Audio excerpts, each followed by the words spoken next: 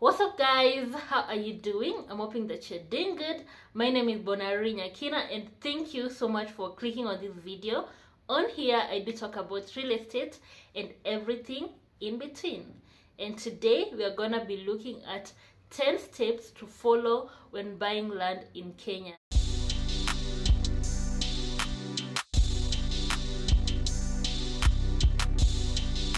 Now the first step is ask to see the title or the copy of the title deed, and with the information on there you're gonna go to the Ministry of Lands and do a search of the same.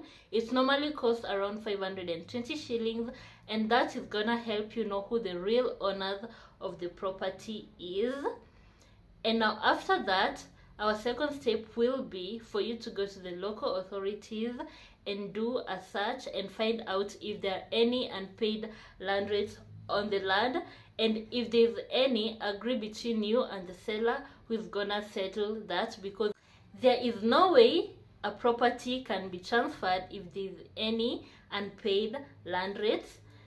After that is settled, the third step is for you to go back to the Ministry of Lands and buy 2 maps of the area of the land that you're buying. One is gonna show the exact measurement of the exact piece that you're buying, which is called mutation, and the other map will show the neighborhood of the area. Each of those maps costs 350 bob.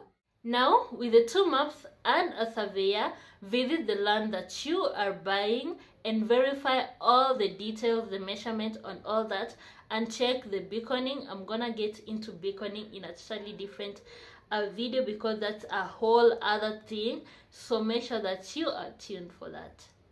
Step number 5 is for you and the seller to agree on the price of the land and draft a sales agreement. Now that can be done in the presence of a lawyer, or you can even choose not to involve a lawyer.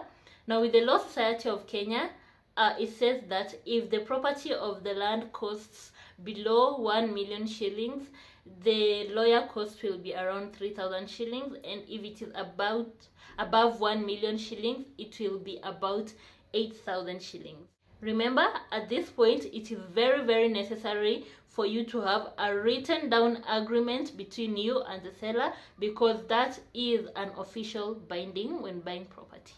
Step number 6 is for you to pay some down payment according to the sales agreement.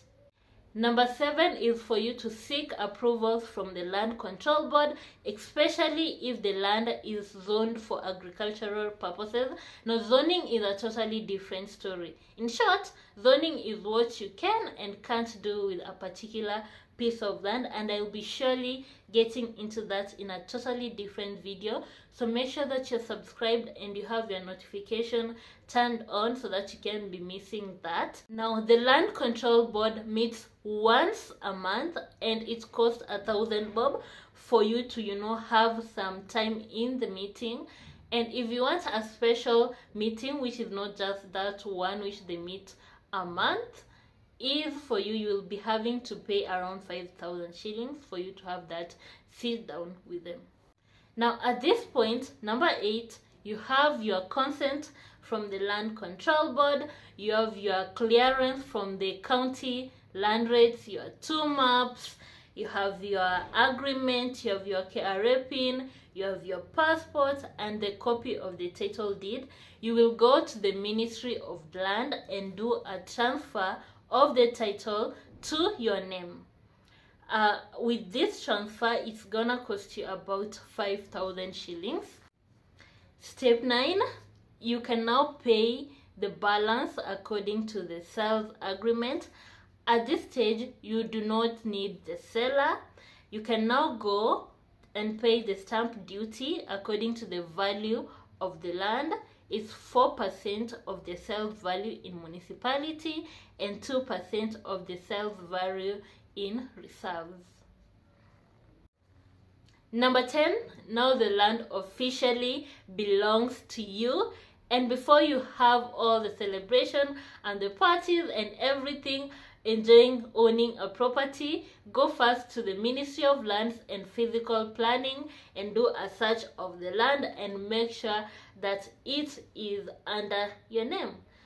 So yeah guys, that is basically all the steps that you need to follow when buying properties in Kenya. Just in case you have any question, write it down below and I'll be very happy to help you or clarify anything that maybe you have not gotten right, and I'll be so happy to do it. Anyway, thank you guys so much for watching this video and liking it and commenting and subscribing. I will see you in my next one. Bye guys.